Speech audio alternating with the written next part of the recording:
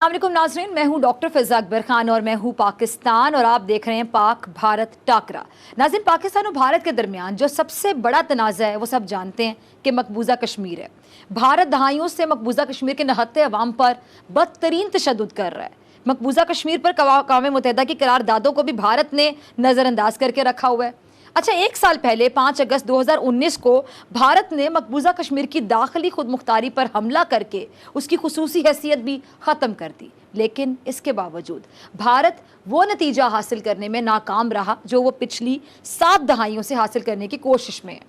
मकबूजा कश्मीर के अवाम आज भी सरापा एहतजाज हैं और दूसरी जानिब पाकिस्तान ने भी अपना सरकारी नक्शा जारी कर दिया जिसमें मकबूजा कश्मीर और लद्दाख को पाकिस्तान का हिस्सा जाहिर किया गया है। अच्छा, मकबूजा कश्मीर का मामला पाकिस्तान और भारत के ताल्लुकात की राह में अगर मैं कहूँ कि सबसे बड़ी रुकावट है तो बिल्कुल गलत नहीं होगा, बहुत बड़ी रुकावट है। और जब तक इस मसले का कोई मंतकी हल नहीं निकाला जाएगा, बात घूम फिर कर जंग तक ही जाएगी। पाकिस्तान और भारत के दरमियान हमने पहले भी देखा कि कई जंगें हो चुकी हैं और हाल ही में एक बार फिर जंग का माहौल भी पैदा हो गया था जिसमें भारत ने अपने 2 जंगी जहाज़ भी गंवा दिए। मामला अब भी तशवीशनाक है, उतना ही जितनी मकबूजा कश्मीर की सूरत हाल तशवीशनाक है। इसी मसले पर बात करने के लिए आज प्रोग्राम में मैंने जिन मौजूद मेहमानों को दावत दी है उनका तारुफ करवाती हूँ। पाकिस्तान से मेरे साथ मौजूद है ब्रिगेडियर रिटायर्ड हारिस नवाज साहब। बहुत शुक्रिया ब्रिगेडियर साहब ज्वाइन करने के लिए, दिफाई तज्जियाकार हैं, किसी तारुफ के मोहताज नहीं है। और रहनुमा जमात इस्लामी बड़े सीनियर पॉलिटिशियन हैं फरीद पराचा साहब। पराचा साहब, आपका भी बहुत शुक्रिया ज्वाइन करने के लिए। भारत से मुझे ज्वाइन किया मारूफ सहाफ़ी हैं भारत के रोहित शर्मा। रोहित, आपका बहुत शुक्रिया ज्वाइन करने के लिए। और कर्नल रिटायर्ड शैलेंद्र सिंह साहब मेरे साथ मौजूद हैं, एनालिस्ट हैं जी। कर्नल साहब, आपका भी बहुत शुक्रिया ज्वाइन करने के लिए। गुफ्तगू का आगाज़ मैं पराचा साहब आपसे करना चाहूँगी। फरीद पराचा साहब, मकबूजा कश्मीर के साथ भारत का जो गैर इंसानी सलूक है सब देख रहे हैं, क्या भारत को मकबूजा कश्मीर इन हथकंडों से पराचा साहब कभी मिल सकेगा? जी, बिस्मिल्लाहिर्रहमानिर्रहीम।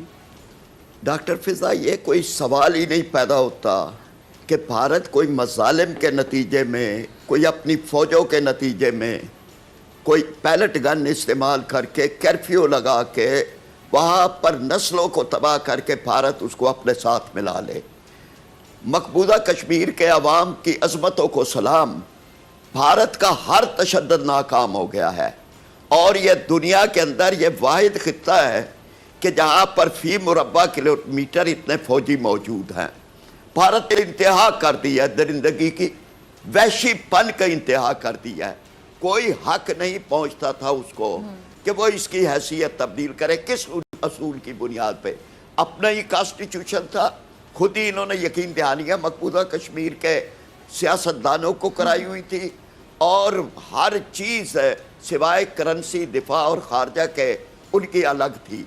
फिर एक शब खून मारा गया 5 अगस्त को।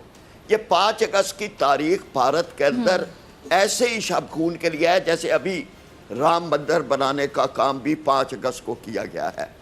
और इसके नतीजे में जो आपका सवाल है, मैं ये बात, ये जो हमारे पैनल में दूसरे हजरात बैठे हैं, एक भाई 3 जंगें हो चुकी हैं इस मौजू पर। आपका हर आर्मी चीफ ये लिख चुका है कि ताकत के ज़रिए से हम मकबूजा कश्मीर को अपने साथ नहीं रख सकते।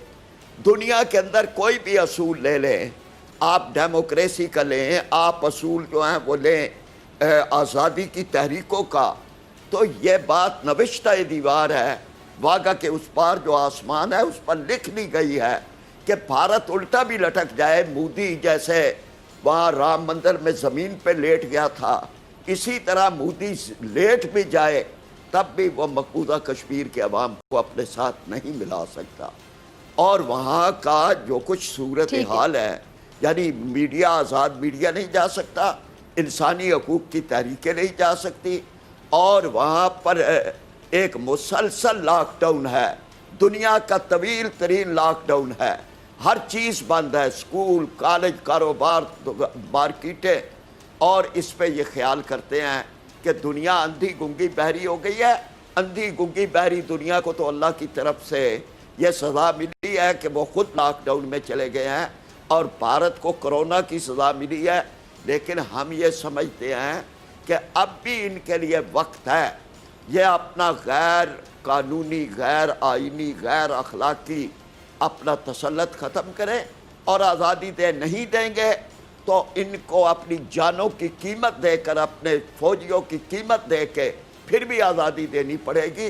वो तो अब नविश्ता दीवार। ठीक है जी, कर्नल शैलेंद्र साहब आपकी तरफ आना चाहूँगी। फरीद पराचा साहब की गुफ्तगू आपने सुनी, बड़े अच्छे पॉइंट्स उन्होंने रेस किए, बहुत अहम बात उन्होंने की।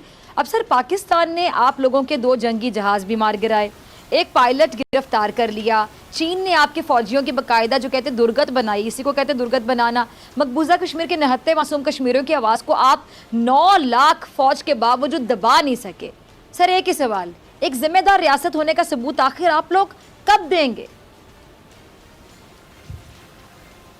जी, जय हिंद। Very good. आपने जो सवाल किए मैंने वो लिख लिए। पहली बात, ये जो बात चल रही है 5 अगस्त की कि हर जी। एक चीज 5 अगस्त को ही करी जाती है, मेरे ख्याल आपको लगता है सही में कि 5 अगस्त का कोई सिग्निफिकेंस है? कोई सिग्निफिकेंस नहीं। It's just a date. हमको जो करना है, हमारे देश को जो करना है, हमारी देश की जो गवर्नमेंट को जो करना है, वो अपने हिसाब से करती है, लोगों के हिसाब से करती है, क्योंकि हमारे यहाँ एक डेमोक्रेटिक सेटअप है। लेकिन फिर भी आपने सवाल पूछे तो जवाब देना चाहिए। देखिए, मेरा सोच है, हो सकता है आपके यहाँ ये सोच बहुत पॉपुलर ना हो, कि आपस में हमारी जो चाहे सोशल मीडिया पर, टीवी मीडिया पर, ऑफिशियल, नॉन ऑफिशियल, सीक्रेट, जो भी बात हो, बातचीत की जो नींव है वो मजबूत होनी चाहिए, सच्चाई पर होनी चाहिए। क्योंकि अगर हम आपस में एक दूसरे को झूठ बोलते रहे, झूठी चीजों को लेकर चलते रहे, तो कंफ्यूजन हो जाएगा। जैसे कि डॉक्टर फिजा, अभी आप बोल रही हैं कि 2 जहाज गिरे, जबकि आपका ऑफिशियल डिक्लेरेशन है एक का। अगर 2 जहाज गिरे तो वो दूसरा पायलट कहाँ गया, दूसरे जहाज का मलबा कहाँ गया, वो सारी बातें आपके ISPR के जो गफूर साहब थे जनरल, उन्होंने बड़े क्लैरिटी से लाइव शो में कहा। ये मैं नहीं कह रहा हूँ, ये आपका टीवी कह रहा है। सो इसलिए झूठ पर नहीं जाएंगे, हम सच्चाई पर जाएंगे। और सच्चाई ये है कि यस, हमारा एक जाबाज पायलट आपके यहाँ आया और आपके यहाँ से हमारे को वापस आ गया। आप उसे बड़ा दिल कहें, हम उसे डर कहें, ये सब सॉरी, मैं आपकी बात काटती हूँ। ब्रिगेडियर हारिस नवाज साहब, ये जरा पॉइंट आप नोट कर ले, इसका जवाब मैं आपसे लूंगी कि अक्सर ये प्रोग्राम में भारतीय जो एनालिस्ट हैं ये अक्सर ये बात करते हैं, आसिफ गफूर साहब को कोट करके बात करते हैं, शायद इन्होंने बाद में, इनको अपडेट पता ही नहीं है मेरे ख्याल से, ये एक आधी चीज़ ऐसी सुन लेते हैं जो इनका दिमाग इनको सुनाना चाह रहा होता है, दिखाना चाह रहा होता है, फिर उसको पकड़ के बैठ जाते हैं, हकीकत को ये जानते नहीं है और जो बात होती है वो आर्गूमेंट से करते नहीं है। ब्रिगेड साहब, ये बात जरा इनको क्लियर कर दीजिएगा आज खुलकर। जी, आप कंटिन्यू करें कर्नल साहब। जी, देखिए, और जहां तक बात है कि किसको क्या पता ब्रिगेड है, साहब आपकी क्या तरफ आती, पहले इनका पॉइंट जरा कंप्लीट हो जाए। मैंने कहा आप जरा याद रखिएगा पॉइंट, मैं आपसे पूछूंगी। जी जी, आपकी बारी पर। जी कर्नल शैलेंद्र साहब। आपकी बात से मैं बिल्कुल एग्री करता हूं कि अगर आप एक टीवी एंकर हैं तो आपको चीजों का पता जरूर होना चाहिए। आपके अपने पाकिस्तान ऑफिशियल मीडिया से जो चीजें निकली हुई हैं उनको आप इग्नोर ना करें, उनको झुटलाने की कोशिश ना करें, क्योंकि जो सिस्टम, मैं कहता हूं जो भी फौजी सिस्टम जब कुछ बोलता है तो बड़े सीधे शब्दों में बोलता है, चाहे वो गफूर साहब हो चाहे वो हमारे यहाँ। तो इस वजह से इस पर मेरा कोई वो नहीं है। जहां तक अब आपकी जो असली बात चलनी थी वो थी JNK। लेकिन मुझे समझ नहीं आ रहा कि अगर आप जहाजों की बात करने पर आ गए हैं कर्नल साहब, तो जो आपने हमारे जहाज गिराए थे बकौल आप लोगों के, और आपके ही मीडिया ने आपका मजाक उड़ाया था, तमस्कर का निशाना बनाया था कि आप किस जहाज के टुकड़े दिखा के कह रहे हैं कि पाकिस्तान का जहाज है, जबकि वो MiG-21 था। और मुझे बताएं कि आपने दरख्त गिरा दिए, तो आपने कहा हमने जहाज गिरा दिए, यानी आपको दरख्त में और जहाज में फर्क ही नजर नहीं आता। दरख्त का नाम आपने जहाज रख दिया। फिजा, आप जैसी वो क्लिप्स भी मौजूद होंगे, यूट्यूब पे मौजूद होंगे। एंकर अगर जहाज गिराने और दरख्त गिराने को एक जैसा मान रही हैं तो ये मैं समझूंगा ये तो आप मान रहे हैं ना भाई। मेरी एंकरिंग को बार बार आप बात क्यों कर रहे हैं भाई? मैं तो आपको बार बार नहीं कह रही कि आप एक एनालिस्ट हैं, आप एक एनालिस्ट हैं, आप आराम से बात करें। मेरी बात सुन कर्नल साहब, दरख्त और जहाज आप लोगों ने कंफ्यूज किए ना। आपके 2 जहाज, मुझे आप सिंपल जवाब दें। आप लोगों ने नहीं कहा था आपने पाकिस्तान के जहाज गिराया, मुझे बताइए आपने बात नहीं की थी। सर्विंग आर्मी के एक मेजर जनरल ने अगर कहा, ब्रिगेडियर हारिस,